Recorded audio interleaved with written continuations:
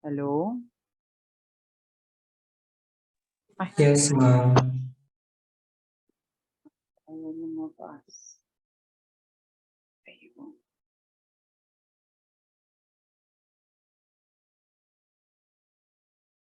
Okay, klaro, walang mga question?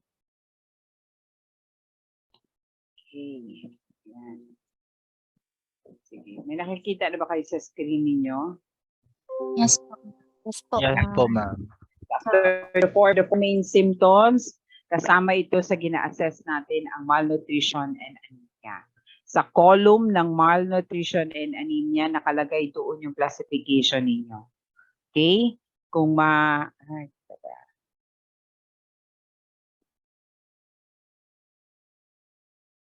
ayan. Ito muna. Ayan. Ito ha.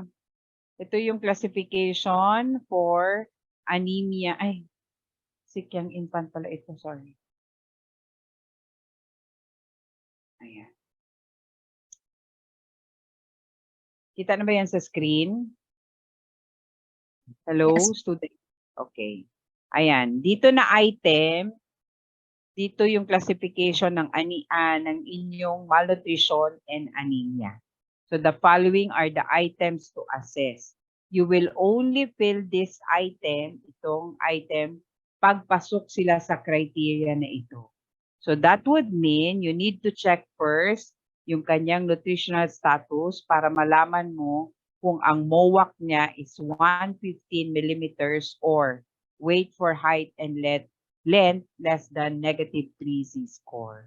So ito lang, i-assess mo lang ito na item pero walang classification. Nakuha? So dito maglalagay ng inyong classification ha. Severe malnutrition, complicated malnutrition, tapos anemia. So kung walang anemia, you write no anemia. Kasi meron mang classification na no anemia. Nakuha ba, students?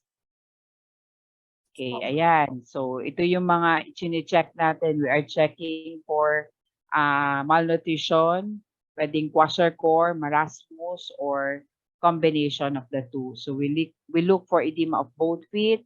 We determine weight for height, length, Z-score. This is according to age and according to gender. So pipili lang kayo sa likod kung anong age ng bata as well as yung gender. So ang result niya would be less than -3, between -3 and -2, or -2 or more.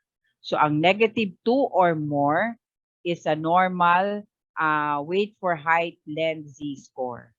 So magsa-start ang malnutrition dito sa between -3 and -2.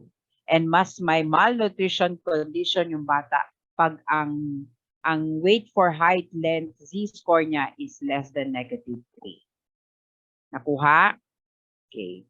Child 6 months or older, so you need to get the MOAC, the mid upper arm circumference. So merong mga signs doon, assessment, na it's either of the two ang pwede ka makaklasify. So kung hindi mo makuha yung weight ng bata, you cannot get the weight for height, length, Z-score, you will refer it to the MOAC doon sa mga 6 months older na bata. So less than 6 months, wait for age ang kukunin mo. So meron din tayong for less than 6 months na growth chart.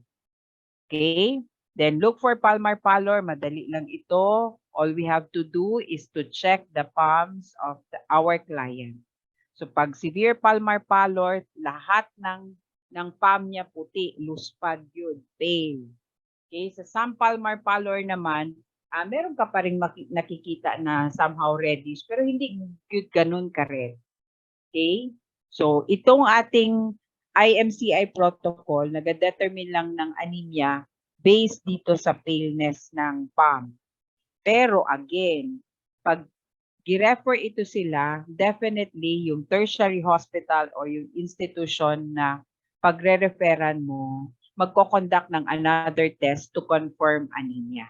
Lahat ito ha, again, itong IMCI natin, tool natin na ginagamit as our primary assessment. Pero hindi din ito final. Okay, at least meron tayong parameter. We can identify early signs as well as we can manage medical condition, early signs of medical condition. Okay? Sige, punta tayo dito. So ito yung ating assessment. Edema of both feet or weight for height less than -3 Z-score or MOAC less than 115 and any one of the following. Itong dalawa, it's either weight for height or length Z-score or ang MOAC mo plus any of the following, you classify it as complicated severe acute malnutrition. Okay? So dapat may medical complication na present. So itong mga medical complication, ito yung severe classification. Not able to finish RUTF, tapos breastfeeding problem. So before you classify complicated severe acute malnutrition. So again, ang ating management for that, we give our first dose appropriate antibiotic. Diba? Miss Saligan, where are you? Miss Saligan? Hello, ma'am. Yes po. Okay. Ano nga yung antibiotic na binibigay natin under IMCI?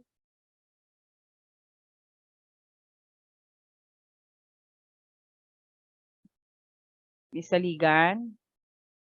Amox po, ma'am. Sorry. Oh, amoxicillin yan ha? Walang shorten ng Amox. Ma'am, sorry. amoxicillin. Then, another management is we treat the child to prevent low blood sugar. So, magpe-prepare tayo ng sugar water. Kung sakali naman, yung sugar water lang naman natin, kung sakali walang breast milk or hindi makadede ang bata. Okay, yan ang replacement natin to hydrate the child. We keep the child warm and definitely we refer urgently to hospital. Okay. So next, ito namang inyong yellow row, dalawa ito. Meron tayong uncomplicated severe acute malnutrition and moderate acute malnutrition. So basahin talaga itong assessment. I-refer talaga natin dito kung saan siya nabilong. So ang weight for height length less than -3 Z-score or ang MOAC niya is less than 115 using your tape measure or the standard MOAC tape measure, yun ang gagamitin ninyo. So ang mid upper arm natin, ito ha, yung arm, gitna ng arm ng bata, yun yung dina-measure natin. Kasi ito yung una na nag-wasting, may wasting pag merong malnutrition. Okay? And able to finish RUTF.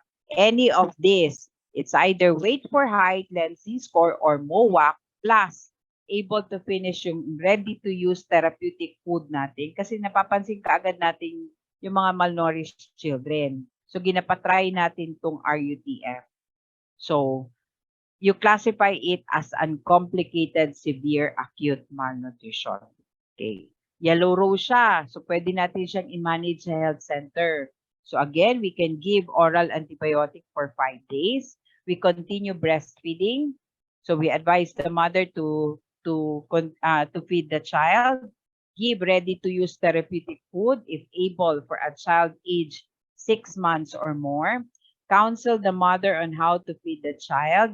Assess for possible TB infection. Kasi itong mga malnourished children natin, somehow, ang mga cause ng kanilang malnutrition, meron silang medical condition. So, pwedeng meron silang tuberculosis or particularly primary complex among children, TB among children. Advise mother when to return immediately and follow up in 5 days. Okay. To check for RUTF, you can check page 21. To check the content of your RUTF. Nag-change ba yung screen ko? Hello? Yes, ma'am. Yes, ma'am. Okay. Give ready-to-use therapeutic food for severe acute malnutrition. So wash your hands before giving the ready-to-use therapeutic food. Sit with the child on the lap and gently offer the ready-to-use therapeutic food. Diba? Ang preparation ng ating mga RUTF, para siyang nakalagay sa ganitong sachet, mask ito ha. Ganyan lang yung kuhaan niya. tawag nito, size ng ating therapeutic food. So, ipipil mo lang yan siya dyan, tapos slowly, ipapakain mo siya sa baby. Okay? So, para siyang peanut butter again. Encourage the child to eat the RUTF without forced feeding. Give small, regular meals of RUTF and encourage the child to eat often 5 to 6 meals per day. If still breastfeeding, we continue by offering breast milk first before every RUTF feed. Additional supplement lang ito. Okay, give only the RUTF for at least 2 weeks. If breastfeeding, continue to breastfeed and gradually introduce food recommended for the age.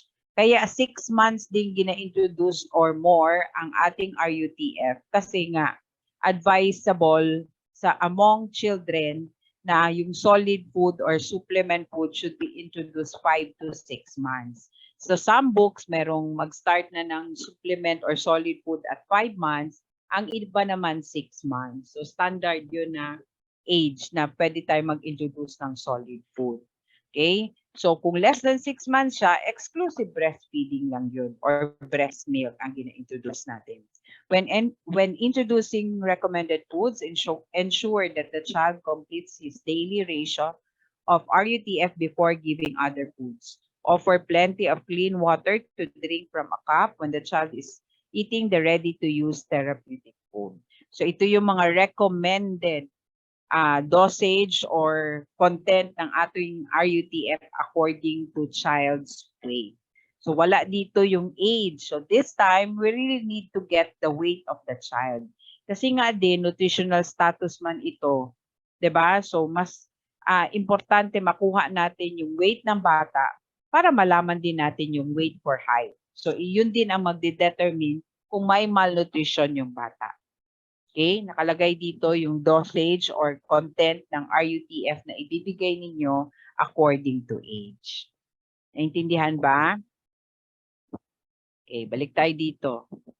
So, pag weight for height length Z-score naman na between -3 and -2, so pag nandoon siya sa gitna ng -2 and between -2 and -3, moderate acute malnutrition yun. So may mga instances na wala tayong weighing scale, so we can make use of the MOAC of the child to determine the nutritional status. Okay. So ang mga treatment, assess the child's feeding and counsel the mother on the feeding recommendation. If feeding problem, follow up in 5 days, assess for possible TB infection, advise mother when to return immediately, and follow up in 30 days. Okay? So dito naman tayo sa no acute malnutrition. So nandoon nakapatong sa -2 or more Z-score. So yung Z-score natin, pala na open. Ayan. Tingnan nyo muna ito ha.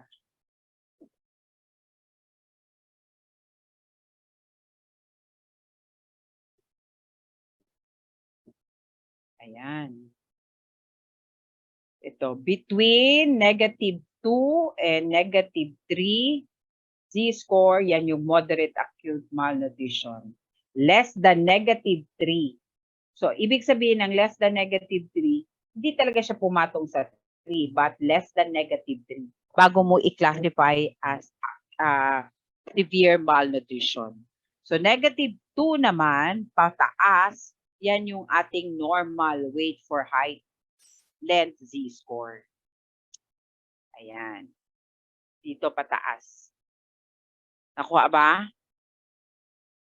Okay. Basta kailangan mo i-connect yung weight according sa kanyang length. Okay. Walang reason hindi makuha ang length kasi di ba meron man tayong daladalang tape measure pag nag-home visit tayo or pag nag-area tayo. So pag meron din tayong plan na mag-conduct ng IMCI, pinapadala talaga kayo ng weighing scale. Yung mga bathroom weighing scale lang naman. Okay? Nakuha yan? Okay. Balik tayo dito. So basahin lang natin itong mga important notations dito. Weight for height length is weight for height or weight for length determined by using the WHO growth standard chart. MOAC or the mid-upper arm circumference measured using the MOAC tape measure ito in all children 6 months or older. RUTF is ready-to-use therapeutic food for conducting the appetite test and feeding children with severe acute malnutrition. Okay. So next item, under pa rin sa nutritional status, again, ang no anemia or anemia classification below the nutritional classification. Okay. Severe palmar pallor, pag merong severe palmar pallor, you classify it as severe anemia. Some palmar pallor, you classify it as anemia. And no palmar pallor, you still need to write no anemia. Okay. Refer urgently yung mga may classification na severe anemia. Tapos for anemia classification, we give iron, we give mebendazole if child is 1 year older and has not had a dose in the previous 6 months. Mr. Torifiel, where are you? Torifiel? Yes, ma'am. Miss Torifiel. Ano nga itong mebendazole natin? Can you still remember this one?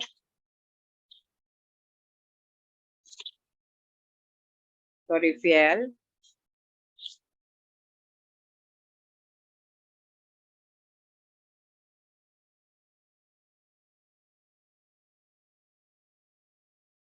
Ma-remember mo Yes. pa ba ito?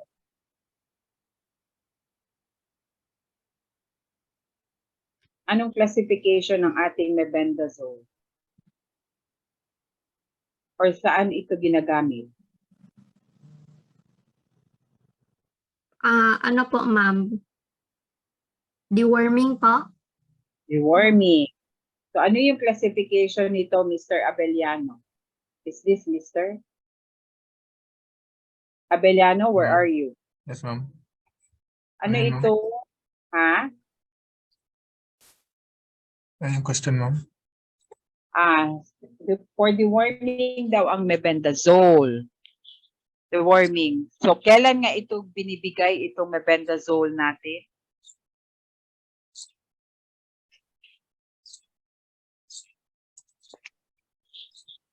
Pag ano, ma'am, 1 year old, ma'am. Yes, pag 1 year old, every 6 months. Anong kasama nitong mebendazole natin? Ano yung isang gamot na ginagamit natin kung sakali unavailable ang mebendazole?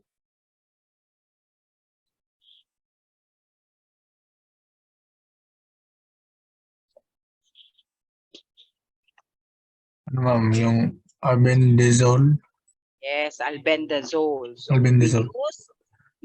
we use mebendazole and albendazole. They are anti-helminthic drug used for deworming children. So kasama siya sa anemia kasi possibly kaya nagkakaroon ng anemia yung mga bata kasi kibitok, 'di ba? So yun yung nagakuha ng kanilang iron, yung kanilang worm. So ginatest natin na hindi ba ang cause ng kanilang anemia is because meron silang mga worms inside. So isa yun sa management natin. Okay, 1 year old and has had a dose in the previous 6 months. So every 6 months din ang interval nito hanggang 5 years old. Advise mother when to return immediately and follow up in 14 days. So why 14 days? Because yung supplement, kung merong anemia yung bata, we manage it for 14 days. Then after 14 days, we will check kung nag-improve yung kanyang hemoglobin status. Okay, for checking for iron, in giving iron, you can check the content of iron on page 14. Tingnan natin page 14.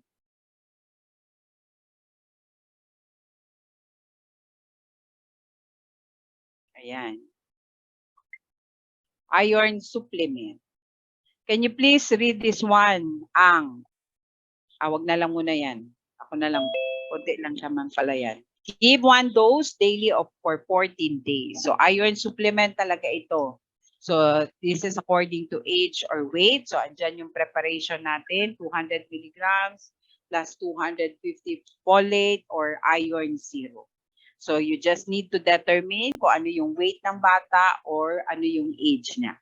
Children with severe acute malnutrition who are receiving ready-to-use therapeutic food should not be given iron kasi yung RUTF natin containing iron na yon. So enough na yung iron content niya to supplement the child. So pag ang bata na merong severe malnutrition, nag-take ng RUDF, no need to give iron supplement. Can you follow? Naintindihan ba yon? Okay. For mebendazole naman, we can check the content of mebendazole on page 16. Ayan yung ating mebendazole. Give vitamin A and mebendazole or albendazole in the center. We explain to the mother why the drug is given. We determine the dose appropriate for child's weight and measure the dose accurately.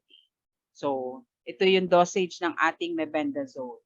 Give mebendazole or albendazole, 500 milligrams of mebendazole at a single dose in the health center if hookworm or whipworm are a problem in children in your area, and the child is 1 year of age or older, and the child has not had a dose in the previous 6 months. Or we can give 400 milligrams albendazole, a single dose in the health center. If 12 to 23 months, you give 200 milligrams single dose. 24 months and above, you give 400 milligrams single dose every 6 months. Okay. Deworming ito, pero andito yung criteria. Kung sakaling standard yun na procedure na we will deworm children at 1 year old. Plus, you need also to consider kung common ba sa area nila yung maraming whipworm at saka hookworm, or for short, maraming gibitok sa kanilang area. So nakukuha yan sa mga survey na gina-conduct ng mga nurses, midwife, or mga BHW. So pag wala din siyang dose for the last 6 months, pwede ka mag-start mag-deworm. So you need to follow the dosage. So you can give 500 milligrams of mebendazole or 400 milligrams of albendazole. Naintindihan ba ito? Ha? Yes po, ma'am. Yes po, ma'am. We also have this micronutrient supplement. Can you please read this one? Where are you, Mr. Ang or Miss Ang? Yes po, ma'am. Okay, Mr. Ang, pakibasa itong give micronutrient powder na. I give micronutrient powder supplement or MNP daily to children 6 to 23 months old. Use this at 6 months of age during the introduction of complementary feeding. Mix MNP into complementary food, preferably soft or semi-solid before feeding into the child. Do not add MNP to food before or during cooking. For 6 to 11 months infant, give a total of 6 sachets over a period of 6 months. For 12 to 23 months children, give 60 sachets every 6 months, a total of 120 sachets in a year. Okay, thank you, Mr. Ang. So itong micronutrient powder, another supplement ito na binibigay sa mga identified na malnourished children. Or supplement talaga kahit wala siyang malnutrition, pero medyo kulang yung kanyang food intake, ginabigyan ito sa health center ng micronutrient powder. Para ito siyang magic sarap, nakalagay sa sachet, i-combine or i-mix doon sa food na kinakain ng bata. So supplement given for free ito. Okay, this will help the child na magkaroon ng good growth and development. Okay? Intindihan yon? Next. Yes po, ma'am. Ayan. So, wala yung HIV. Again, dito tayo sa immunization. I-review ko lang kayo yung check. Ayan.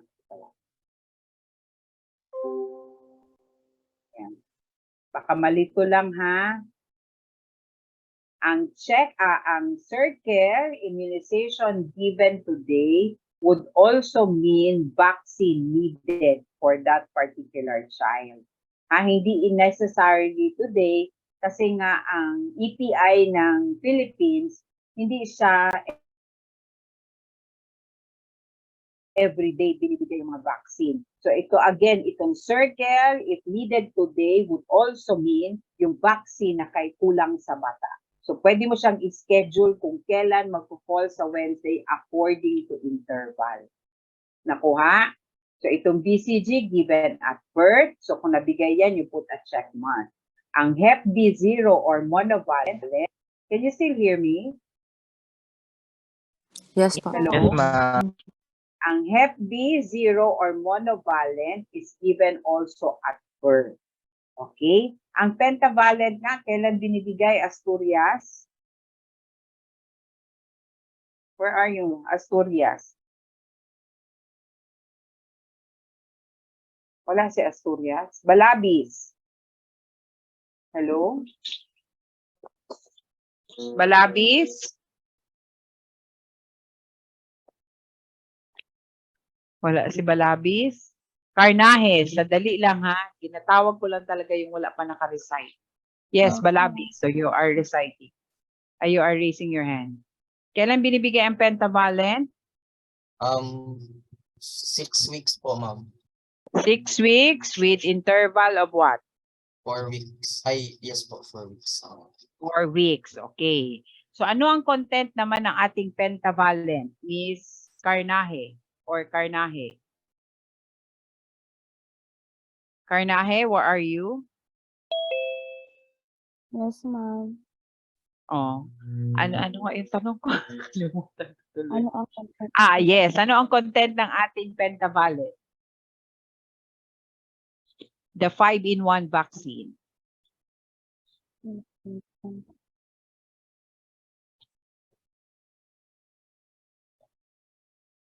Carnaje?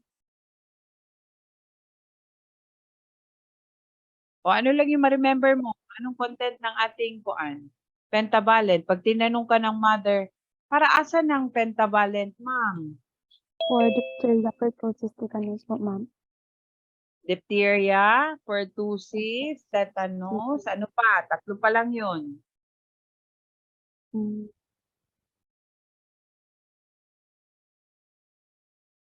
Yan ang Ha? mga ko.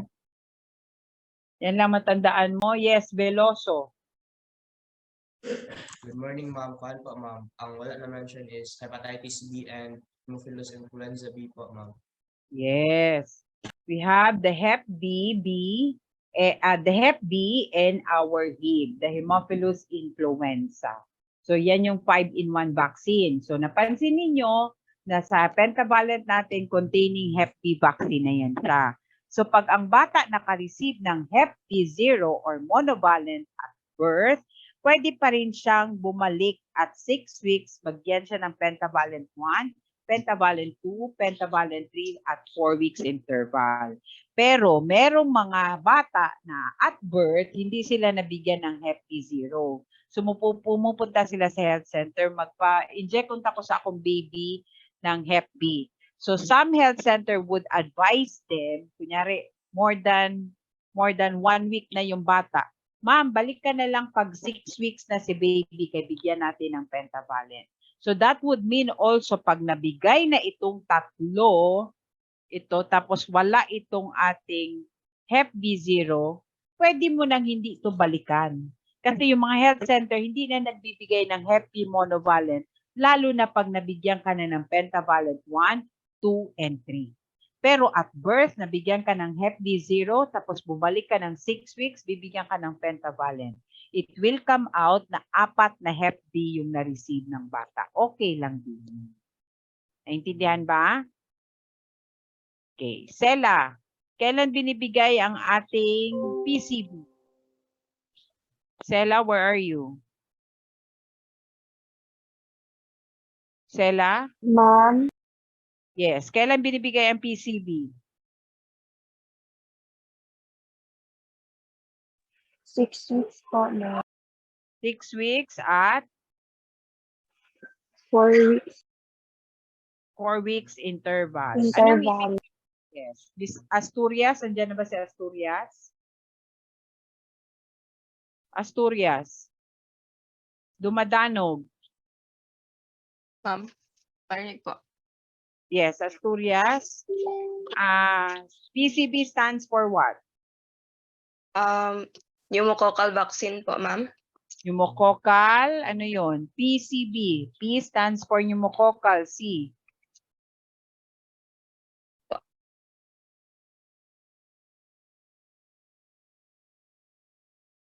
Ha? Pneumococcal conjugate vaccine po, ma'am. Yes, pneumococcal conjugate vaccine.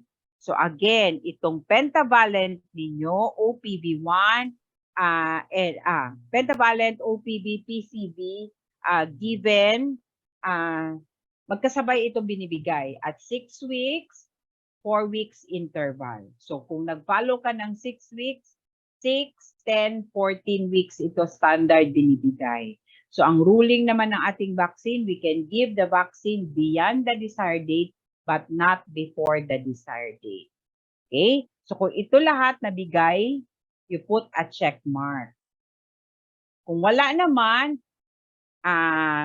put in circle, that would mean ito hindi pa nabibigay. Not necessarily today, but ito yung due vaccine sa bata.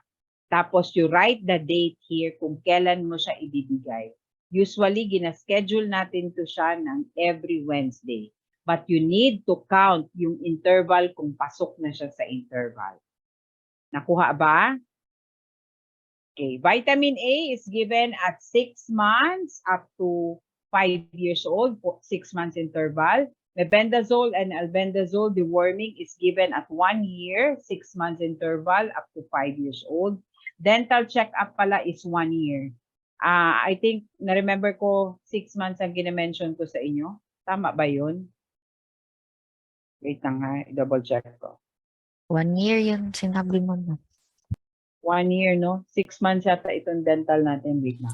6 months nakabutang sa Yes, booklet. tama. 6 months. We will follow the booklet. 6 months, starting at 6 months, 6 months interval. Okay? Clear ba yon? 6 months ang vitamin A, 6 months interval. Mebendazole, albendazole, 1 year, 6 months interval. Dental check-up, 6 months interval. Then you have to write here the date. So kung mga batang with severe classification, still you need to finish the IMCI, di ba? So still we need to determine kung ano yung vaccine na hindi pa nabigay sa kanya. Then you just have to write kung kailan mo siya ibibigay. Kunwari, ma'am, for referral man ang bata, hindi siya mabigay. Basta gilagay mo yung ang date dito kung kailan siya ibibigay.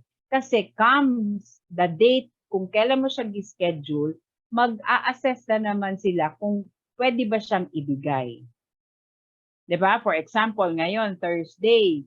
So, kunyari, June na yung, okay na yung interval niya, isi-schedule mo siya ngayong 25.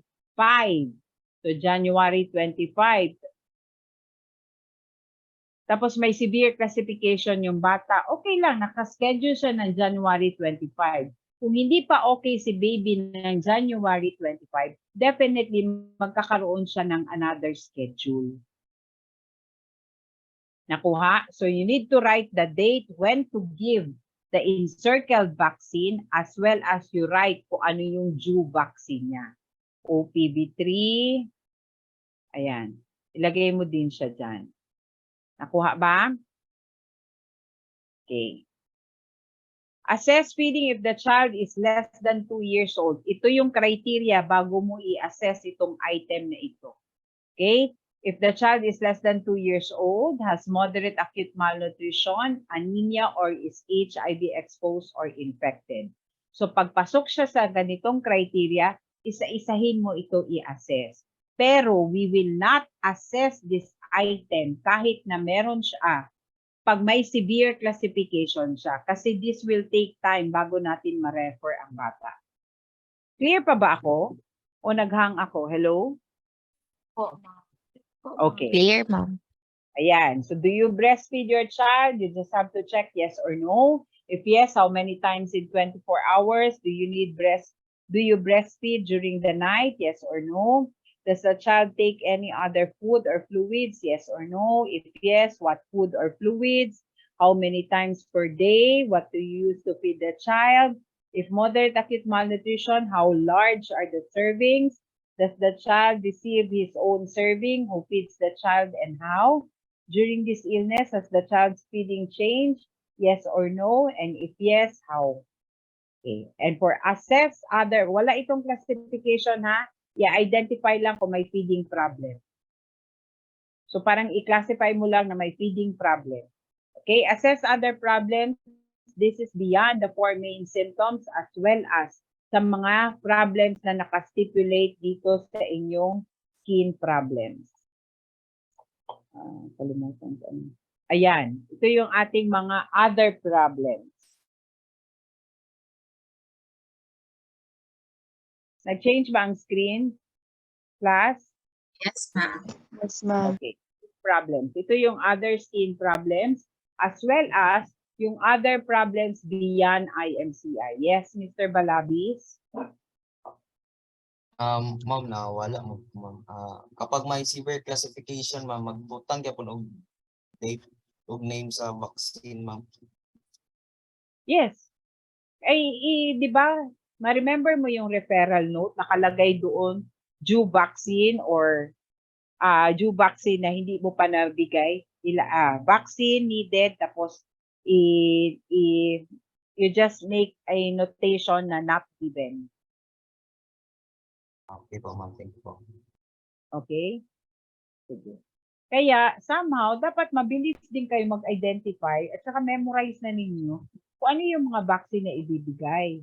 Yes, Ms. Salazar. Good morning, ma'am. Always po ba the following week po ibigay ang needed vaccine po, ma'am? Depende sa interval. Kunyari, next week, hindi pa siya 4 weeks interval or hindi pa siya 9 months, hindi pa siya 12 to 15 months. So, you will schedule kung kailan due yung vaccine na yun. Thank you, ma'am. Hindi siya always na the following week. Okay po, Kunyari, ma'am. Thank you po. Last 3 weeks pa yung kanyang pentavalent 2. So, kailan siya magpo 4 weeks? Magpo-fall ng Wednesday. Kunyari, ang 4 weeks interval niya magpo-fall ng Tuesday, ng Monday. So, you schedule on a Wednesday. Paano po kung delayed na po siya, ma'am? Nakalimutan niya lang. Okay lang delayed. Okay Okay. lang delayed. General rule ng ating mga vaccine, although gina-encourage talaga natin sila na dapat on time yung mga vaccine to maximize the effectivity of the vaccine. Pero kung sakaling hindi nila napa-vaccinate yung baby nila due to some reason, nagkasakit or nakalimutan, worse, nakalimutan kay 'di ba parang being irresponsible naman yung nakalimutan mo yung vaccine ng anak mo na importante yun. So, ginabigay pa rin natin yung vaccine. Ginahabol natin, kumbaga. Mas okay na yung mabigyan sila kaysa wala silang na-receive na vaccine. But we need to follow the rule na we can give the vaccine beyond the desired date but not before the desired date.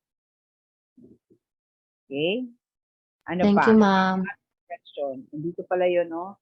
To bring the child to a dentist every 6 months for dental checkup from the age of 6 months. Deworming naman for 1 year at 6 months interval. Then for vitamin A supplementation, 6 months. Yes, Ms. Amigleo. Ma'am, may question ako dun sa complicated severe acute malnutrition, ma'am. Yes. Yung sa white nga na box, ma'am, may nakalagay dito na yung check for any medical complication present. So, ito lang yung mag-qualify na for medical complication, ma'am. Yes. Yan lang yun. So, So, kung yun. kunwari na yung pneumonia pero with fast breathing siya, hindi siya chest indrawing hindi na siya ma-qualify as medical complication for yung severe acute, ma'am. Hindi. Pasok ka pa rin dito. Kunyari, ang first mo kasi na i-check is kung ang Z-score niya is negative Z-score. Tapos, to classify severe acute malnutrition, i-check mo itong medical, any general danger sign ito. Particular lang ito. Kunyari, wala siyang, itong general danger sign and severe classification, pareha yan. Diba? Pero wala siyang pneumonia with chest indrawing. So, you do not encircle this one. Hindi mo ito i-encircle. Pero meron man siyang general danger sign or other classification, pasok pa rin siya dito sa iyong classification na complicated severe acute malnutrition. Naka-or yan. Medical complication is classified as general danger sign or severe classification. Naka-specify lang dito yung ating pneumonia with chest and drawing. Naintindihan ba? Yes, ma'am. Okay, basta any of the following, may medical complication siya. Medical complication man yung may severe classification siya. Naka-specify lang doon yung kanyang anemia. Yung kanyang, ano ba yun? Yung kanyang, ano yun? Ayan, pneumonia with chest and drawing. So, pwede ito lang ang encircle mo. Or in severe classification. Kuha ba? Meron pang question, clarification.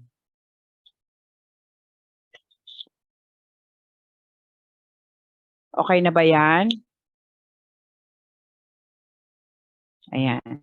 Sige ha, sandali ha. I-stop ko lang muna ang share. Hanapin ko lang yung record. Ang recording form kasi nung sandali na talaga to. Okay.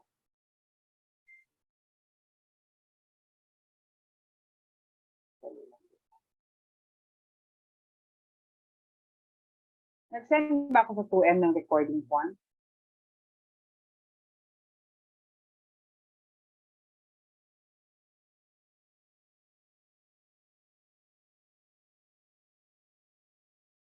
Nag-send ba ako sa 2M ng recording form? Wala. Ayan. Hello, marinig niyo pa ako, guys? Yes, ma'am. Yes po, ma'am. Sige. May question ba? Clarification? Ayan.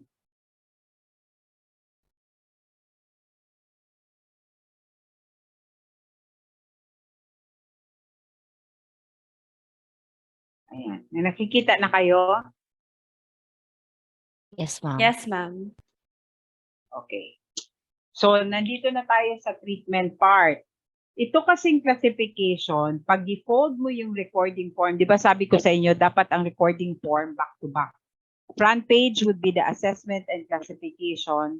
Ang likod would be the treatment, counsel the mother, and follow-up care. Okay. Pag i-fold mo yung form ninyo, ito yung lalabas. So, nandito yung mga classification ninyo. Kunyari, for example, pneumonia ito. Hindi ko makanotate. Anyway, ito, pneumonia. Dito mo ilalagay yung treatment. Okay? I-align mo yung mga treatment or classification. Can you follow, guys? Naintindihan ba? Yes, ma'am. Okay. Return for follow-up in. So, kung ano yung mga nakalagay dito for follow-up care, 3 days, 5 days, the earliest day to come back ang isusulat dito. Okay. Ang advice, the mother when to return immediately. Page na ito. Dala. Dali lang dito.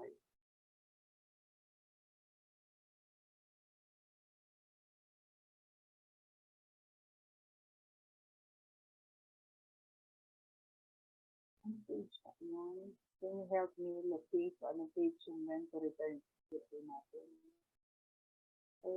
40, ma'am. 40. Thank you. Very good. 40. Ayan. So aside doon sa follow-up natin, when to return immediately, ito yung gina-counsel natin. Any sick child, any sick child, yung may mga classification, not able to drink or breastfeed, become sicker, develops a fever. So ito yung gina-advise natin sa mother. Kunyari, meron na siyang pneumonia. Classified pa rin siya as sick, di ba? Ma'am, pag hindi ganado magkain ang iyong anak, tapos weak siya tingnan, murag nagluya siya, tapos karon ba siya fever na develop o fever, ibalik siya, wala pa 3 days, wala pa 5 days. Can you follow? Hello? Yes, ma'am. Yes, ma'am. Ginasulat ito dito. Ginasulat yan siya dito. Nag-change ba ang screen ko? Yes. Yes. Okay. Sige. Balik tayo dito. If child has cough or cold, so meron na siyang ubong at sipon. Pero pag nag-develop yung fast breathing niya, ma'am, or meron siyang difficulty of breathing, ibalik mo siya. Wala pa siyang 3 days or 5 days. Okay, same with diarrhea. Also return if blood in the stool or drinking poorly na yung bata. Okay, for follow-up care naman, ito yung content ng i-advise natin when to return to health worker. So mga pneumonia, dysentery, malaria, and so forth, 3 days yung standard return for follow-up nila. Persistent diarrhea, acute ear infection, chronic cough or colds, 5 days yung standard return for follow-up nila. And the rest, nakastipulate dyan kung kailan sila babalik. So merong notation dyan, advise the mother to return for next immunization according to immunization schedule. Kaya isa din ito sa gina-counsel. So dapat nakalagay kung kailan mo siya pababalikin para doon sa due vaccine ng bata. Nakuha?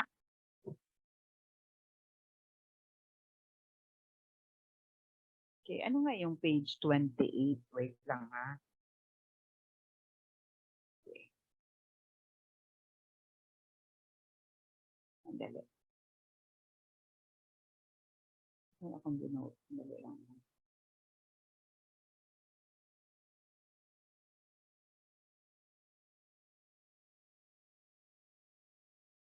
Ayan.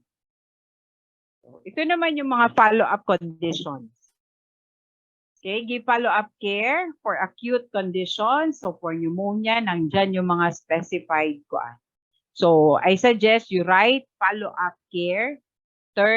For follow-up instruction, you write page 28. So nakalagay dito yung mga specific instructions ninyo. Basahin nyo ito please. Hindi ko na siya basahin isa-isa. Ha? Nakuha ninyo students? Yes, ma'am. For follow-up instruction per medical condition, you can refer to page 20. So nakalagay dyan yung mga specific instructions natin. Okay? So page 40, yan yung when to return immediately natin. What about itong counsel the mother? So give immunization today. So kung nagbigay ka, nag-fall ng Wednesday, nag-vaccinate ka sa bata, ilagay mo dito kung ano yung binigay mo na vaccine. Feeding advice and care for development only to children with yellow and green classification. But for severe classification, no need to fill this up. Even dito sa treatment, ang pre-referral treatment lang ibigay mo. Kunyari, may severe classification siya, meron siyang pneumonia, tapos meron siyang ear problem na naka-yellow row or green row, no need to administer those treatment kasi kailangan na siyang i-refer. Mali pala yung example ko na pneumonia. Kunyari, meron siyang severe pneumonia, so needs referral yon. Tapos meron din siyang ibang classification. For example, meron siyang malaria unlikely na kailangan mo pa siya bigyan ng paracetamol. Pero on that time, mataas ang kanyang temperature, available naman yung paracetamol, isa yun sa pre-referral treatment. Pero other treatment like instructions, no need to administer those treatment kasi kailangan mo na siyang i-refer. Naintindihan nyo? 2S and 2M? Yes, ma'am. Okay. So standardly, kunyari sa health facility, meron tayong severe classification. So i-administer natin dito, isulat natin kung ano yung treatment. Diba? Tapos gagawa kayo ng referral note. So sa referral note, ilalagay din ninyo kung ano yung treatment na binigay mo sa bata. Diba? Tapos meron siyang classification dito na anemia. So ang anemia natin, it does not need kung naman. Anemia ba? Oh, anemia. Naka-green row or naka-yellow row siya. No need to administer yung mga treatment sa yellow and green row. Kasi kailangan mo na siyang i-refer. Much more, hindi na to kailangan i-advise. Itong feeding advice. Okay, sa feeding advice, anong content nito? Ang content nito, makikita nyo sa page 33. Ayan. According to age ito. Ito yung mga specific content feeding counseling natin. Plus, dito kayo magre-refer kung anong isusulat ninyo dito sa feeding advice and care for development. Can you still follow, students? Yes, ma'am. Nakasunod pa kayo, ha? Kunyari, may mga yellow and green classification siya. You need to fill this up and you need to counsel the mother about this. Okay, ang basis ninyo is ito. This is according to age. Okay. Talagang isusulat ninyo ito lahat. Then, ika-counsel, i-interpret ninyo. Huwag naman basahin na for 6 up to 9 months. Breastfed as often as your child wants. Ma'am, padayon gyud patutuyon si baby. So, maayog gyud ang inyong breast milk para kay baby. Also, give thick porridge or well-mashed foods, etc. So, ito lahat dapat makita dito na portion. Nakuha? Then after writing this one, you do counseling. Sa care for development naman, makikita siya dito sa, ayan, care for development natin. This is also according to age. So you just have to determine the age of the child, then write kung ano yung mga specific instruction. Hello, naintindihan ba? Yes po, ma'am. Yes po, ma'am. Okay, very good. Any questions so far? Okay, again, sa counseling the mother for feeding and care for development, makita ninyo sa page 33. Okay, ang follow-up care instruction naman, makita sa page 28. Yes, Mr. Balabis. Ma'am, sa pagsakto, ma'am. Taas mo. Masakto gid na siya. Wa pa'y nagreklamo. Sakto kung gid mo siya. Okay po, thank you po. Oh. Wala gyud problema ana, masakto gyud na siya. Diri lang makita nimo di mo na masakto diha, ma'am. Oy. Kaya long bond paper ang ginapalagay ko itong form. Wag lang mag-alala kasi sa duty ninyo, nagaparaiso pa kasi kami ng form. So baka magbigay ako sa inyo ng form kung ma-under kayo sa akin. I guess ang iba ding TI. Yes, Ms. Salazar? Ma'am, English po ba yung sa feeding advice sa form and then sa counseling is English ito. Bisaya na? Okay po. Tapos hindi care. Doon po Thank ba you po, yung ma'am. English? Thank you po, ma'am. Actually, merong naka-convert na sa Bisaya nito. Hinahanap ko pa lang. Dati-rati kasi binigyan kami nito na naka-Bisaya. Ngayon kasi hindi ko makita kung saan yun. Tingnan ko lang ulit sa punda. Okay, naka-Bisaya talaga ito. Okay, ano pa? Meron pang ibang question, clarification?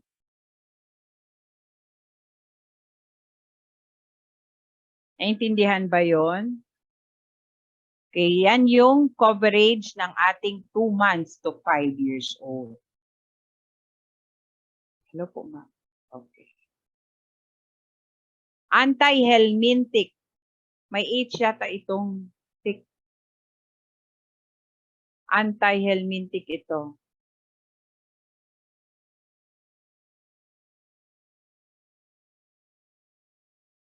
Okay? Meron bang question, clarification before tayo mag-move sa sick young infant?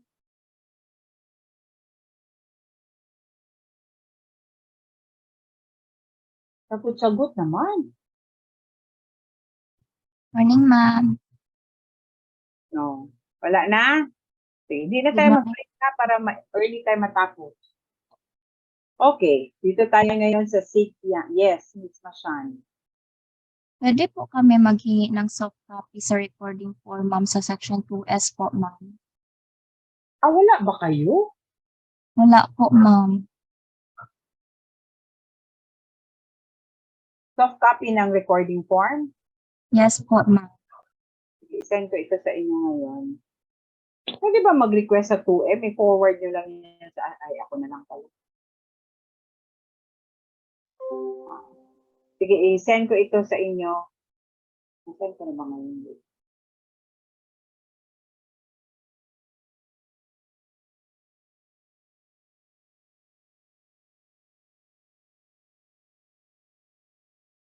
Okay. Nasend ko na sa 2S. Check na lang, ha? Okay na? Meron pa ba iba? Okay. Meron pa ba ibang clarification? Okay. Dito tayo ngayon sa sick young infant. So again, ang client ng IMCI natin, generally, 2 months to 5 years old. Pero meron tayong sick young infant. So naka-bracket sila 2 months to 5 years old and 0 to 2 months. So dati 1 week yan to 2 months. Ngayon, sa bagong IMCI, lower na talaga nila birth to 2 months. Okay. So yan.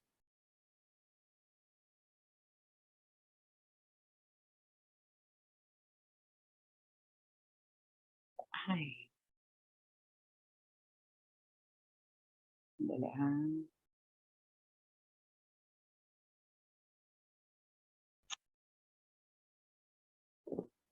Ayan. Klaro na ba yan?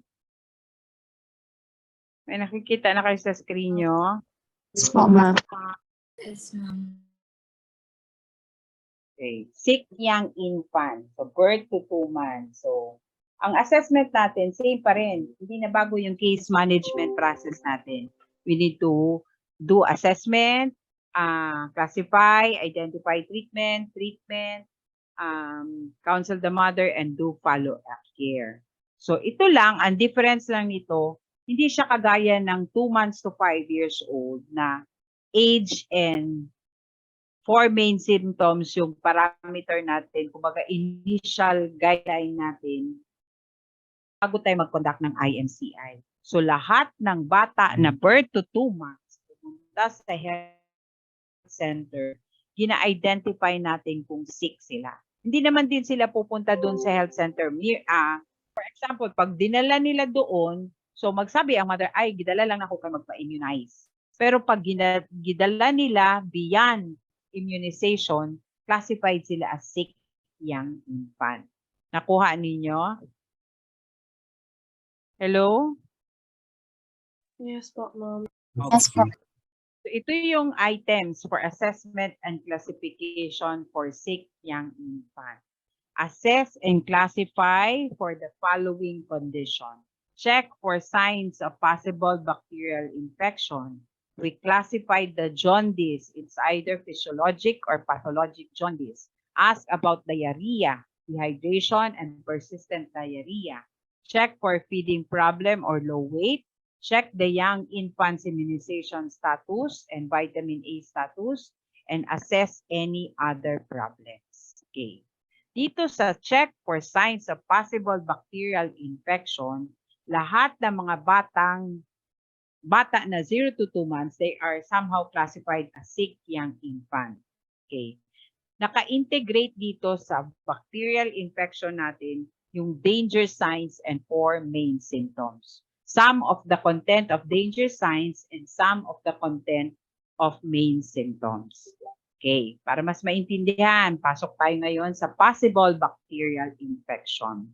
So, as is the infant having difficulty in feeding, di ba? Kuan yan? Danger sign yan sa 2 months to 5 years old. Has the infant had convulsions? So, yung convulsions natin, again, pasok sila sa less than 6 months.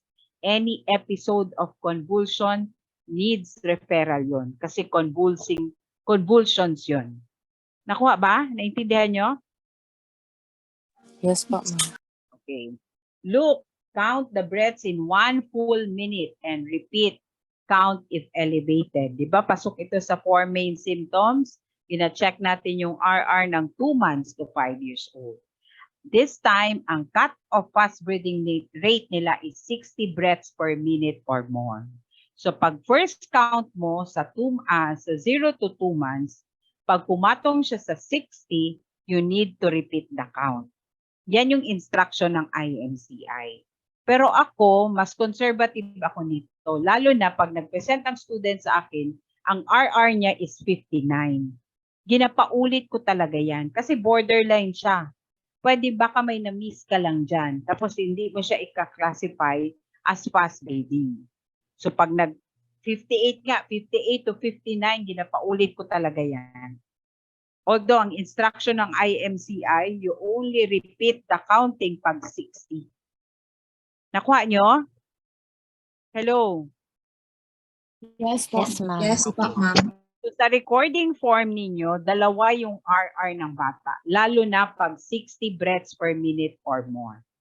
Okay? Look for severe chest and drawing. This time, naka-highlight, naka-specify yung severe.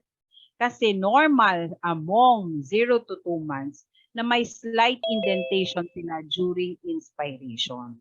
So, maklasify mo siya as severe chest and drawing pag mas deep ang kanyang indentation during inspiration. So, kaya nakalagay dyan, mild chest and drawing is normal in a young infant because the chest wall is soft. Severe chest and drawing is very deep and easy to see. Severe chest and drawing is a sign of pneumonia and is a serious in young infant. Okay, nakuha nyo yan?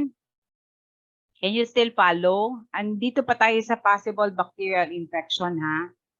Another item to assess, we look at the umbilicus. Is it red or draining pus? Does the redness extend to the skin? Kasi yung mga 2 months below, fresh pa yung mga umbilicus nila, yung mga navel nila. So, possible cause of bacterial infection pag infected ang kanilang pusod. So, there may be some redness of the end of the umbilicus or the umbilicus may be draining pus. If the redness extends to the skin of the abdominal wall, it is a serious infection. So, ito yung isa sa item gina-check natin na pwedeng nagapa-cause ng infection. Okay. Another thing, among sick young infant naman, ang temperature, hindi lang high temperature ang gina-check natin. Even hypo temperature, gina-check din natin. So we measure the temperature or feel for fever or low body temperature. Napapansin na ninyo na yung 4 main symptoms at saka danger signs naka-integrate. Diba? So fever, axillary temperature of more than 37.5 degrees Celsius or rectal temperature more than 38 degrees Celsius is uncommon in the first 2 months of life. If a young infant has fever, this may mean the infant has a serious bacterial infection. If you do not have a thermometer, you feel the infant's stomach or axilla, underarm, and determine if it feels hot or unusually cool. Okay, look for skin pustule, another source of infection or possible cause of infection. Are there many or severe pustules? These are red spots or blisters that contain pus. Yung parang kagat ng lamok, tapos pag nagikamot mo yan siya, magbutoy-butoy. Yan yung, hindi naman kagat ng lamok lang yung pustules, ha? Meron talagang skin problem yung bata. Okay? Ito yung mga itsura ng ating skin pustules. Yan. Pag magbutoy-butoy, ayan, tapos merong pus inside, yan yung mga skin pustules. Talagang lalagnatin ang bata kasi may infection ito. Can you still follow?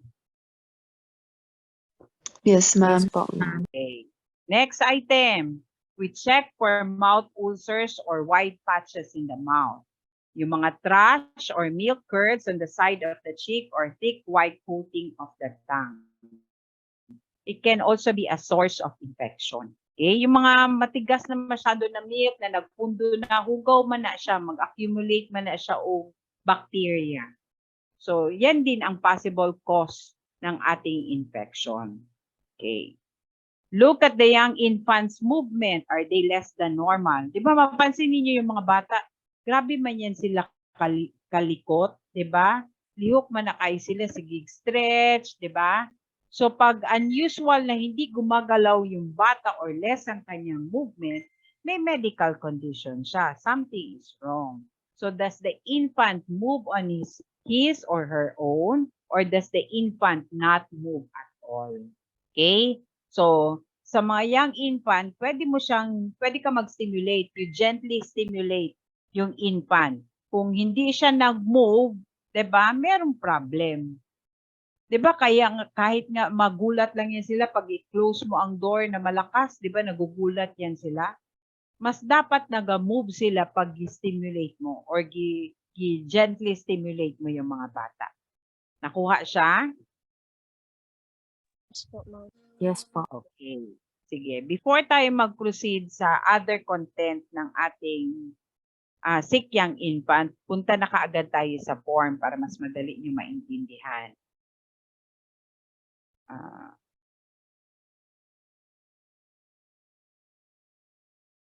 Yan. May nakikita na kayo sa screen? Yan. Determine if this is an initial visit. So, kasama pa rin ito sa demographic data ha, ng sick young infant. Ito yan siya ha. Can you still follow, guys? Di ba mo nalibog? Ito mo. Hello? Ha? Okay pa? Sick young infant ka ha? Ayan. Ito yung demographic data. So, same. You need to get the complete name of the child, age in months. So, kung 1 week siya, put 1 week. Diba? Kung 2 days, 2 days. Ha? So, hindi siya constant na months ang nakalagay dyan. Kasi 0 to 2 months ito. Gender, the weight in kilograms, the temperature of the child, and what are the infant's problem. Okay, yung gi-verbalize ng mother. Ma'am, bakit mo siya gidala dito sa health center? Pa-immunize unta na ako. Kaso, murag init-init good siya. Okay, feels hot. Ang ilagay mo dito na child infant's problem. So you check if this is the first time na gipa-check niya yung baby niya sa present condition or follow-up visit then the date. Okay, circle all sign that is present. Check for severe disease and local bacterial infection. So ito yung ginadiscuss ko sa inyo kanina na naka-integrate somehow yung danger sign at saka 4 main symptoms. Not necessarily the 4 main symptoms. Okay. Is the infant having difficulty of feeding? Kung present yan siya, you encircle difficulty in feeding. Has the infant had convulsions? History of convulsions or nag-convulsions karon? Ma'am, yung napansin mo na nag-init-init si baby, wala ba siya gi-convulsion? Nabay episode na gi-convulsion siya sa balay. So kung present yan, also encircle convulsions. Okay. For the RR, check the breaths in 1 full minute. So 60 breaths per minute or more is the cut-off fast breathing rate of sick young infant or 0 to 2 months. Okay. If elevated, you count it again. But again, sabi ko nga sa inyo, akin lang ito ha, pero kahit na kayo, di ba? Doubtful man kayo kung 59 or 58 yan, di ba? So wala namang masama ulitin yan. So you just have to repeat counting. Okay, kunyari 61 yan. Tapos ang second niya is 62. Okay, look for severe chest indrawing. So nakaspecify dyan ang severe. So still, ganun ang definition ng ating chest indrawing, indentation or chest retraction during inspiration. Yun lang dapat severe, mas malalim at saka mas visible. Okay? So you encircle pag present. Yan. Look at the umbilicus. Is it red or draining pus? Kung redness lang, wala nag-drain o pus, encircle red. Kung present yan dalawa, di encircle mo yan dalawa. Can you follow? Okay. Look for the, you check for the temperature. Temperature 37.5 or above or feels hot or low body temperature 35.5 degrees Celsius or feels cool. So kung anong present dyan, encircle mo. Kung normal, leave it blank. Okay, look for skin pustules. Kung present ang skin pustules, you encircle skin pustules. You check for the movement of the child only when stimulated or no movement even stimulated. Nakuha? Okay, dito tayo ulit. Ayan. Ito yung assessment na ginawa ninyo, di ba? ito yung classification. Any one of the following signs. Isa lang dito, pasok na siya sa classification ng very severe or pink crow. Not feeding well or convulsions or fast breathing, 60 breaths per minute or more, or severe chest enjoying or fever 37.5 or above, or low body temperature less than 35.5, or movement only when stimulated or no movement at all, you classify it as very severe disease. Nakuha? Okay. So, ang mga, diretso na tayo kaagad sa treatment. Give first dose of intramuscular antibiotic. So, naka-state talaga dito yung na IM yung antibiotic nila. So, ang antibiotic na ginabigay sa kanila is our gentamicin. So, wala yung list ko sa paging, ha? Sorry, ha? Dito yun sila.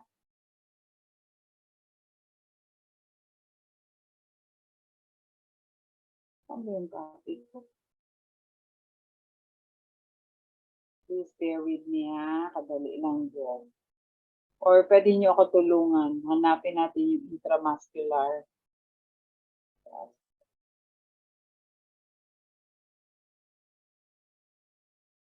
Ayan. Kita nyo na yan?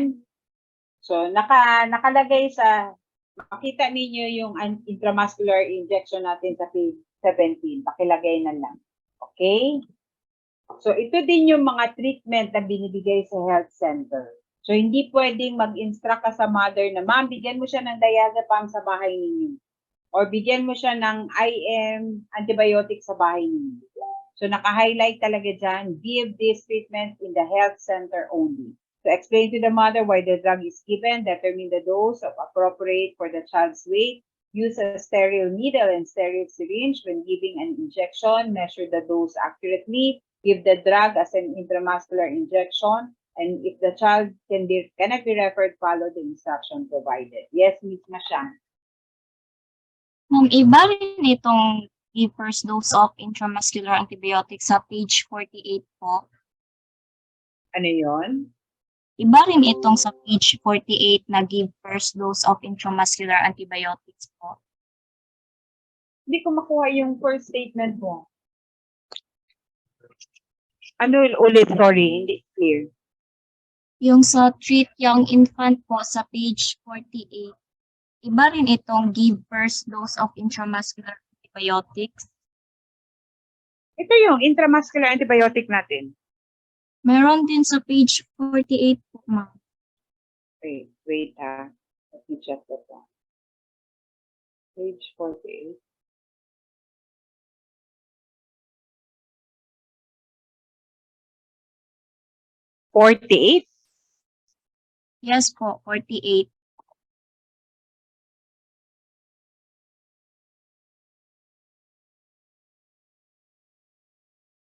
Ampicillin and gentamicin, pareha lang siya actually. Ampicillin and gentamicin. Thank you po, ma'am. Wait lang ha. Double check ko lang.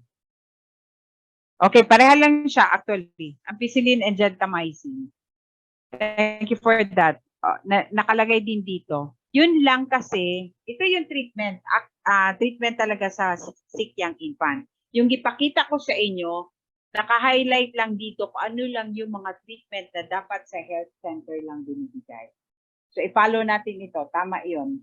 Mas dapat natin ito i-follow kasi naka-specify talaga na ito yung treatment for sick young infant. Thank you, Ms. Mashan. Okay, give first dose of intramuscular antibiotics. So, we give first dose of both ampicillin and gentamicin intramuscularly. So, ito yung mga standard antibiotic binabigay sa mga infant.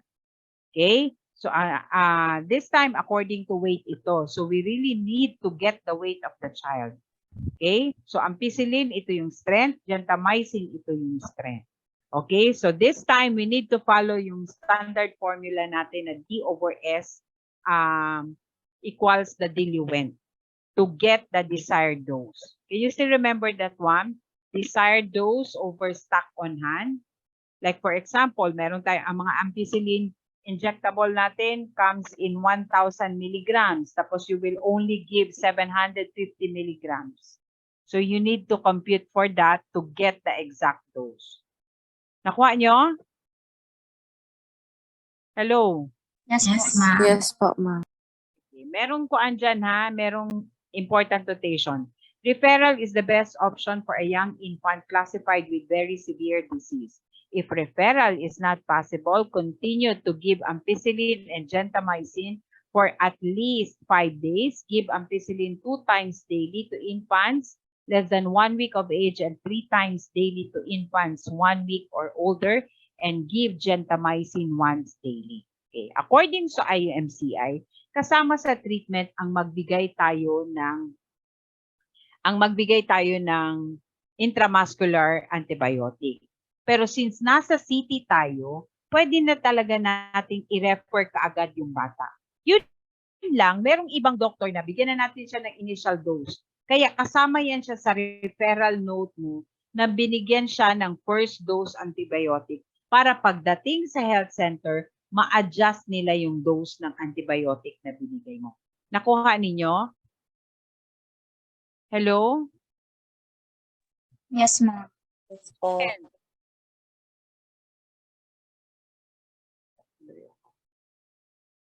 Saan ka ni yung ating? Dali lang ha. Ayan. Nakuha ninyo? Ang treatment dyan, nakalagay sa IMCI, give first dose of intramuscular antibiotics. So kung available ito, pwede ka na magbigay ng initial dose.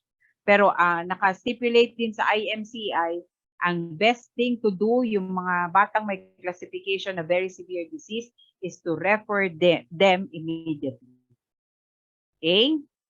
So, treat to prevent low blood sugar. Alam na ninyo yung instruction niyan.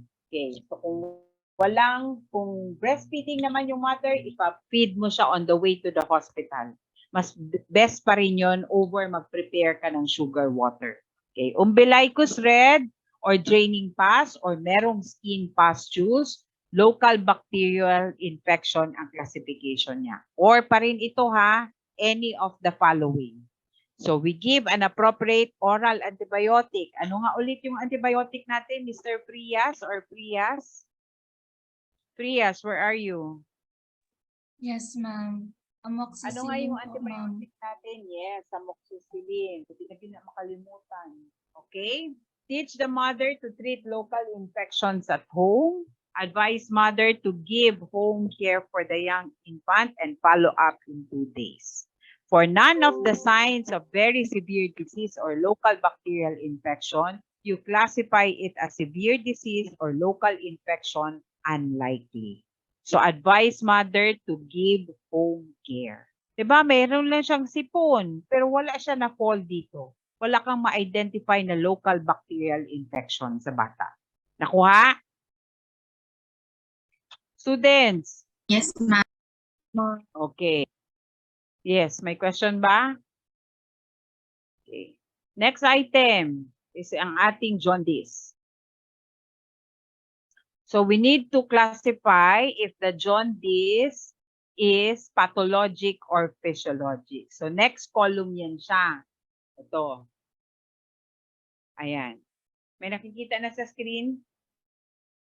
Yes, ma'am. Ma'am. Look at the young infant's movement. Ay, tapos pala yan. Jaundice is a yellow discoloration in a newborn's baby skin and eyes. Infant jaundice occurs because the baby's blood contains an excess of bilirubin.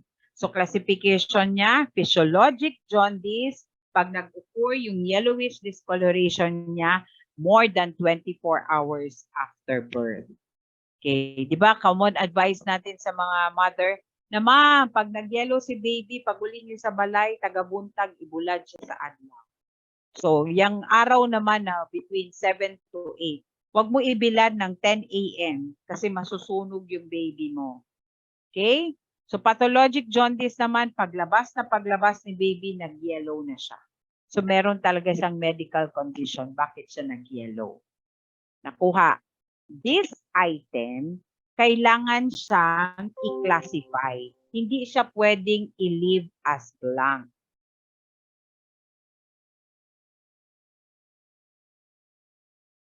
itong ating jaundice. Ayan. Ito. So, any jaundice, if age is less than 24 hours, di ba, pathologic yon. Tapos merong, or yellow palms and soles at any age, you classify it as severe jaundice. Pag ang jaundice naman niya nag-appear after 24 hours, tapos ang palms and sole niya not yellow, you classify it as jaundice. So pag walang jaundice, wala kang assessment dito, still you need to write, saan na yung recording? So, yan. Still you need to write no jaundice on this item. Nakuha? Ito ito na item, ito na column, hindi siya pwedeng blank. Ha? 'Di ba? Ang turo namin sa inyo sa 2 months to 5 years old, pag no siya dito, wala na siya dapat classification. Ito, pag wala kang significant assessment, still you need to write no jaundice. Nakuha? Yes, ma'am. Okay, dito tayo. Next item is yung diarrhea. So this time, ang diarrhea ng mga bata nakalagay dyan. A young infant has diarrhea if the stools have changed from usual pattern and are many and watery. So this time, kasi normal sa mga young infant na sige kalibang, hindi yan sila na once in 24 hours lang. So ang gina-check mo dito, not the frequency but the consistency. So more water than fecal, the normal frequent solid stools of breastfeed baby are not diarrhea. Nakuha? Ha? Sa mga diarrhea ng young infant, more water. Okay? So hindi na nagmamatter dito yung frequency. Pag kahit nakaisa lang siya nakalibang, tapos puro tubig, tapos mucoid pag yun ang inyang tai, dili na to siya normal. Nakuha, students? Okay, still, we will classify diarrhea for dehydration. Severe dehydration, some dehydration, and no dehydration at all. Okay, punta tayo dito. Ayan. Does the young infant have diarrhea? Again, you need to determine yung consistency. So kung yes, put check mark. Look at the young infant's general condition. Ito na yung degree of dehydration natin. Does the infant move only when stimulated or not move even when stimulated? Kasi pwede itong nagpasakit sa baby. Meron siyang diarrhea. Wala siya dito sa infection na ito, pero dito siya. Okay. Excuse me. Is the infant restless and irritable? Look for sunken eyes. Pinch the skin of the abdomen. Does it goes back very slowly or slowly? Then we have this classification. Ayan. Nag-change ba ang screen ko? Hello? Yes po, Yes, ma'am. ma'am. Two of the following signs. Movement only when stimulated or no movement at all. Sunken eyes, skin pinch goes back very slowly. You classify it as severe dehydration. So two of the following signs, restless and irritable, sunken eyes, skin pinch goes back slowly, some dehydration. The one pink, one yellow still follows on this item. Okay? Then not enough signs to classify as some or severe dehydration, no dehydration. So, again, you will only assess this item pag tinanong mo yung mother at saka na-assess mo na watery ang kanyang stool, you will assess, you further assess or you check for the degree of dehydration. Pero pag no naman siya, no items, no other notation should be seen on this area. Okay. So, severe dehydration. If infant has no other severe classification, we give fluid for severe dehydration plan C. Or if infant also has another severe classification, refer urgently to hospital with mother giving frequent sips of ORS on the way and advise the mother to continue breastfeeding. For some dehydration, give fluid and breast milk for some dehydration plan D. If infant has any severe classification, you follow this instruction. So somehow pareha lang siya sa 2 months to 5 years old natin. Sa no dehydration naman, give fluids to treat diarrhea at home and continue breastfeeding plan A. Advise mother when to return immediately. Follow up in 2 days if not improving. Okay. To check for the content, nandito yan siya. Ayan. Oral antibiotic, local infections at home. Please read this one. Makita ninyo yung mga treatment ng sick young infant mag-start sa page 48. Okay? Students. Yes, ma'am. Okay, thank you. Ayan. Andito yung ating for diarrhea. To treat diarrhea, treat the child chart. Yung plan A, B, and C natin. Yun din ang gina-follow natin. Okay, nandoon din yung 0 to 2 months na age classification. Okay? So, dito tayo balik. So, after this one, so lahat ng sick young infant or lahat ng infant na pumupunta sa health center natin, ina-check natin kung wala silang bacterial infection, wala silang jaundice, wala silang diarrhea. And we check for feeding problem or low weight for age. So same ruling will follow. Pag may severe classification, still you need to finish IMCI. But for sick young infant na kailangan ng referral, no need to check for this item. You refer right away. Nakuha? Ha? Hello? Di ba differential sa 2 months to 5 years old? May severe classification yung bata na 2 months to 5 years old, still you check for malnutrition and anemia. Pero among sick young infant, pag meron siyang severe classification sa taas, no need for this item. Okay. Use this table to assess feeding of all young infants except HIV exposed young infants not breastfed. For HIV exposed, then check for feeding problem or low weight for age in non-breastfed infants. If an infant has no indication, to refer urgently to hospital. So again, you will only check this item pag walang need na i-refer yung bata. Okay. Is the infant breastfed? If yes, how many times in 24 hours? Does the infant usually receive any other food or drinks? If yes, how often? If yes, what do you use to feed the infant? Look and listen and feel, determine the weight for age. So yung weight for age natin, nagbe-base lang ang kanyang growth chart doon sa weight at saka age ng bata. Wala tayong length.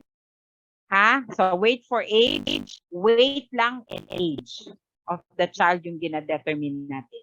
But we still follow yung mga -3 between less than -3, between -2 and -3, and more than -2.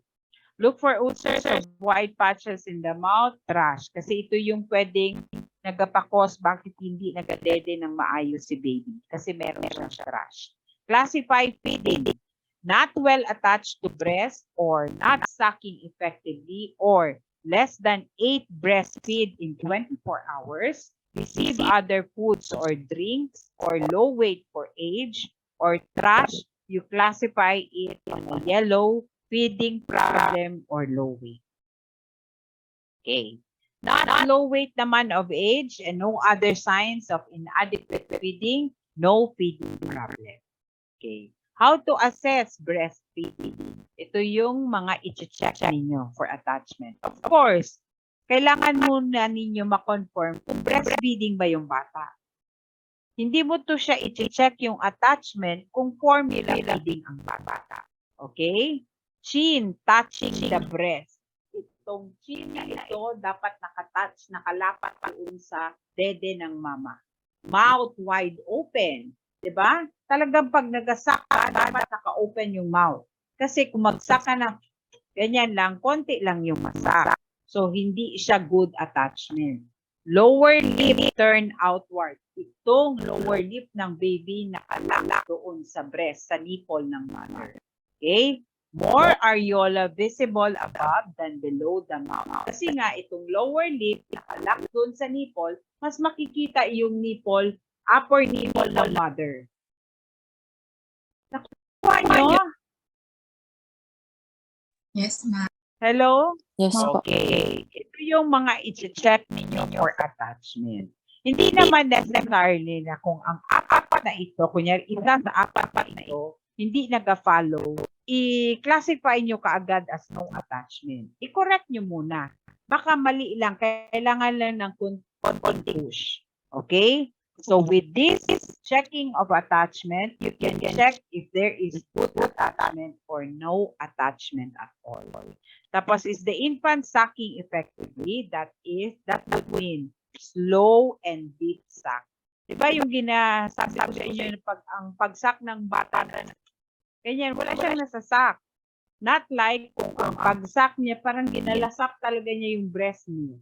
Diba? Slow and deep sucking. Okay?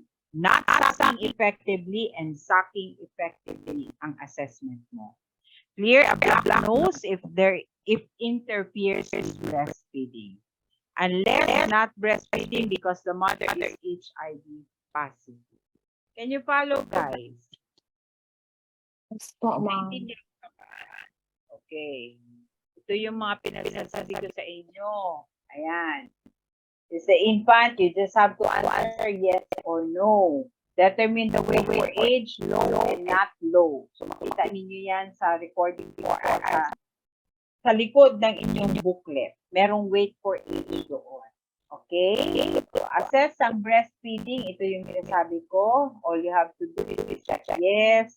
Kung sakaling may no dyan, correct mo muna ito bago talaga mag-final decide na walang lower weight is not turning out. Okay? So, i-check mo yan. Ayan. Then, you decide if not well attached or good attachment. So, encircle good attachment. Is the infant sucking effectively? Through observation ito. So, ma-observe mo, sucking effectively or not sucking effectively. Okay? Tapos yung assessment, ang classification mo, ito yung ipa-follow mo. Nakuha ba? Yes, ma'am. Okay. Kapoy na student. Sige na lang, dali na lang ito. Okay. Check the infant's immunization status. So, nakalagay dyan, ito lang yung mga vaccine na ma-receive ng bata at this age. So, BCG and FB again are given at birth. Monovalent yan ha.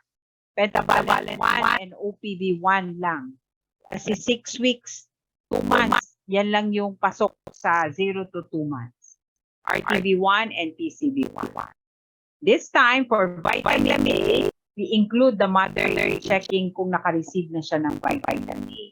Since adult si mother, ang dosage ng vitamin A niya is 200,000 IU.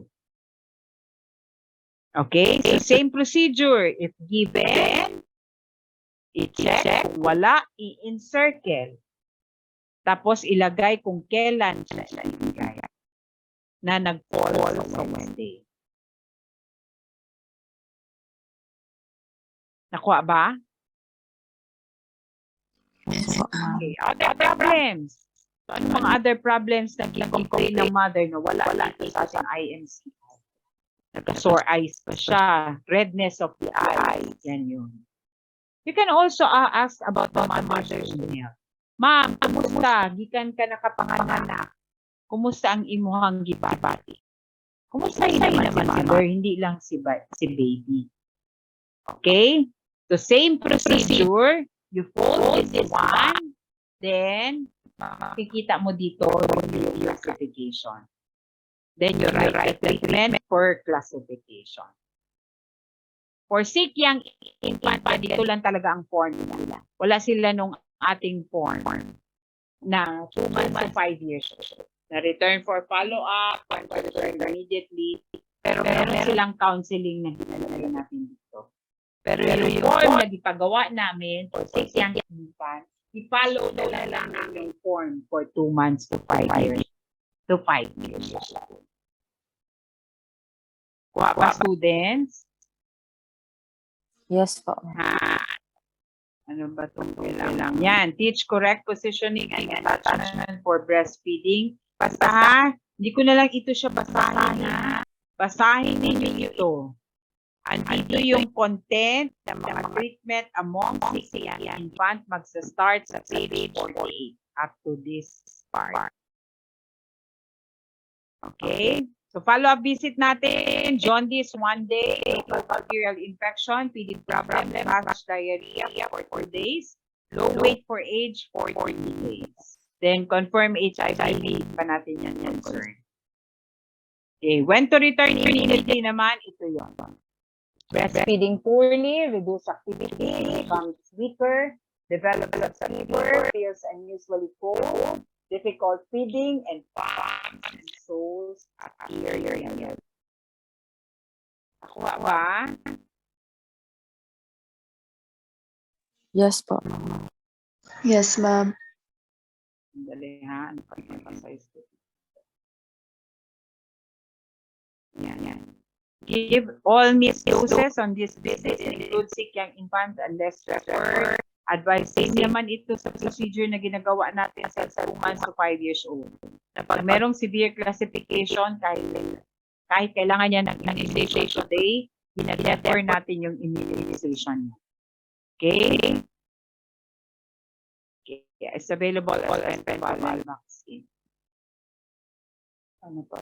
Mother's health needs, nutritional status ni mother, anemia, contraception, check hygienic practices, smoking cessation in the family. Itong hygienic practices, nakikita din natin ito pag ginapadede niya. Ma'am, pag ginapadede ba ni mo si baby, how frequent you are washing your breast before siya magpadede? Diba?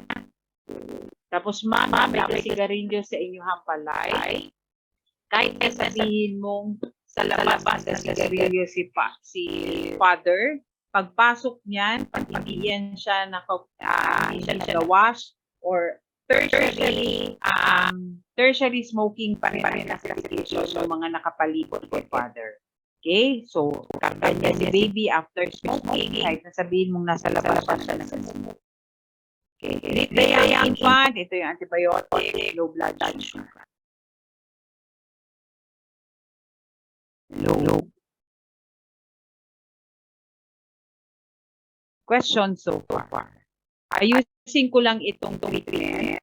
Baka mag-meet lang tayo. Hindi tayo mag-meet this afternoon. Ay papagawa ko sa inyo na exercise. Tomorrow also, we will not meet in the afternoon. We need to take the long summer readings ng coverage ng IMCI. In preparation na lang yan sa prelim exam. Okay? Ayusin ko lang muna ang treatment ng sick young infant. Actually, hindi ako prepare rin siya na kuan by page. I-highlight ko lang yung dapat i-emphasize ko tomorrow. Siguro tomorrow we can start mga 1 hour lang tayo ang session na natin tomorrow. And we will also discuss yung exercise ninyo ngayon. Nagagawin ninyo ngayon. May question ba? Verification.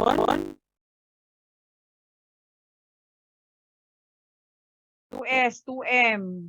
Ready na mag-duty?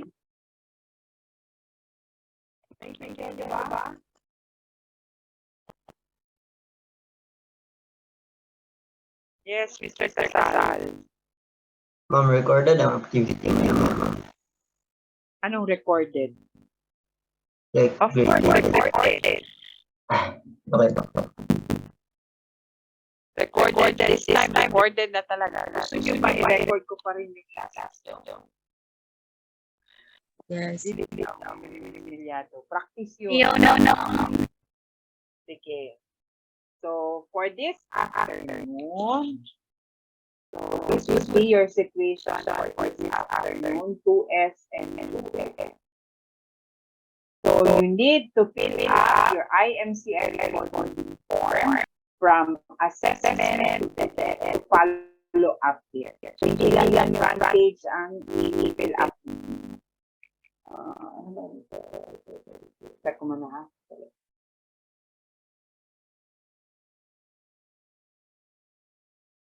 Okay.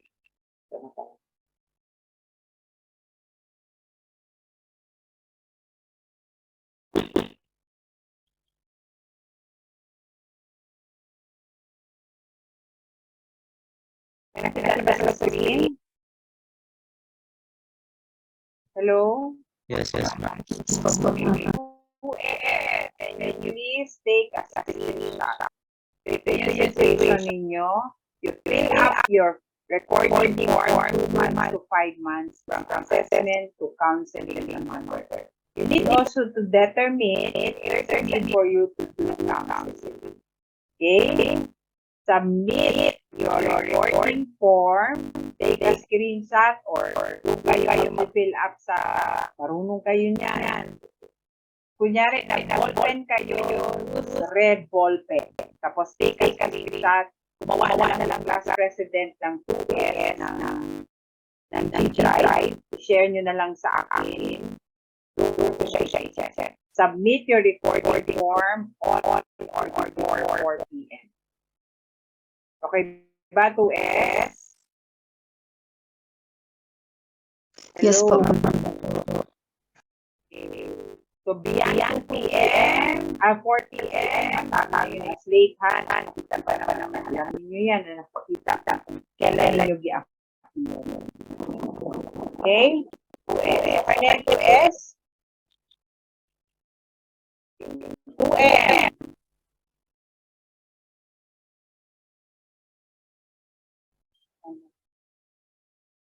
Okay yan, 2M.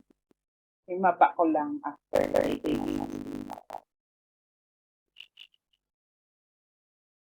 2M. Sagot-sagot.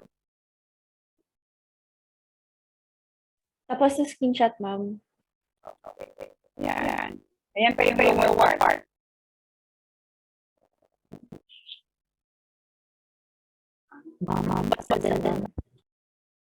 Ano yun?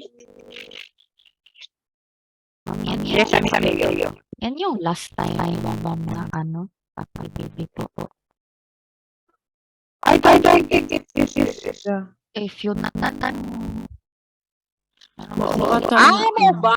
Yes, ma'am. Sige. Pending yung kuan. Send ko sa GC ninyo.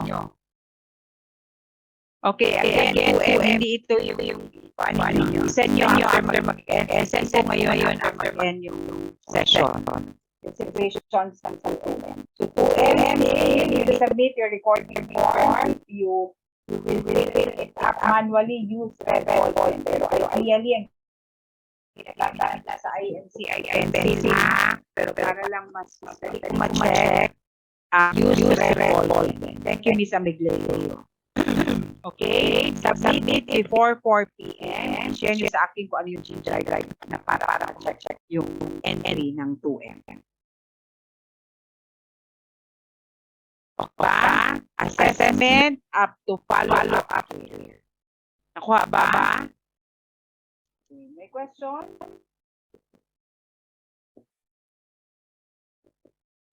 Walang question?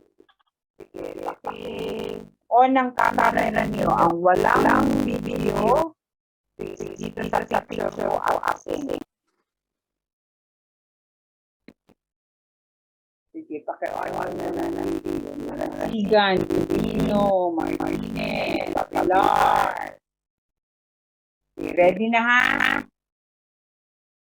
Ready yun. Where are you? Reka. Yeah.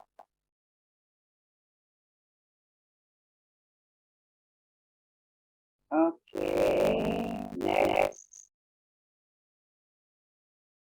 Apat pa dito.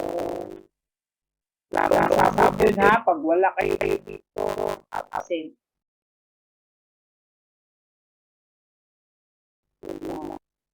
Okay, done. Meron good yung student na screenshot ni Senen. Okay, may question ba? Clarification? Dito tayo Senen ha. Okay, this afternoon, you will not eat, but you need to work on your IMC exercise. Tomorrow, instead of 8 a.m., we will eat like 9. I-recap lang namin total content ng IMC items in the afternoon to take along. Nakuha ba? Klaro ba sa lahat? Klaro Yes, ba? ma'am. Yes, ma'am. Question before. Okay.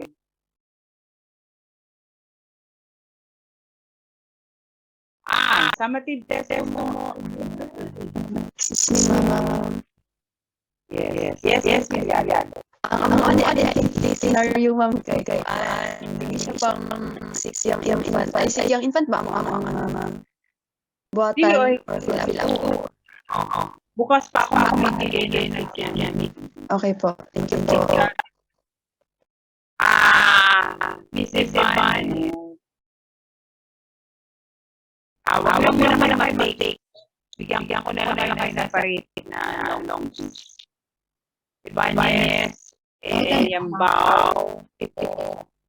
Bigyan ko na instruction tomorrow. Okay. Wala na ba ipag-validation? Wala tayong class sa Saturday. Tapos na tayo bukas. Ang next week yung midterm concept na. Permission siya.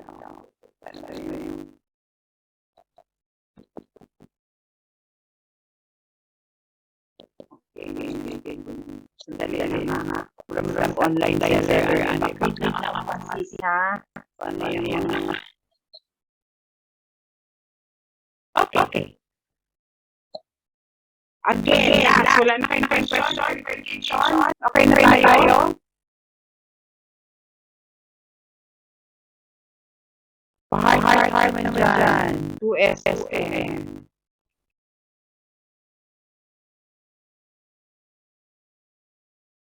Okay. Sige, salamat.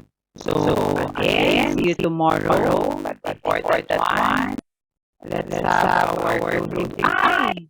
Paiwan mo na yung walang let baby. Ay, pa nakapacheck ng booklet. Consider ko pa naman yan as quiz. Let us pray first before we go. Miss Balon, Jana, can you please lead the prayer? Tapos magpaiwan yung mga pa nakapacheck ng booklet. Pakita nyo lang yung booklet lesson sa screen. Miss Balon, please lead the prayer. Let us pray in the name of the Father, and of the Glory be to the Father, and to the Holy Spirit, as was in the beginning, now, and forever. And to the Father, and the Son, and the Holy Spirit. Thank you, everyone. Oh, wow.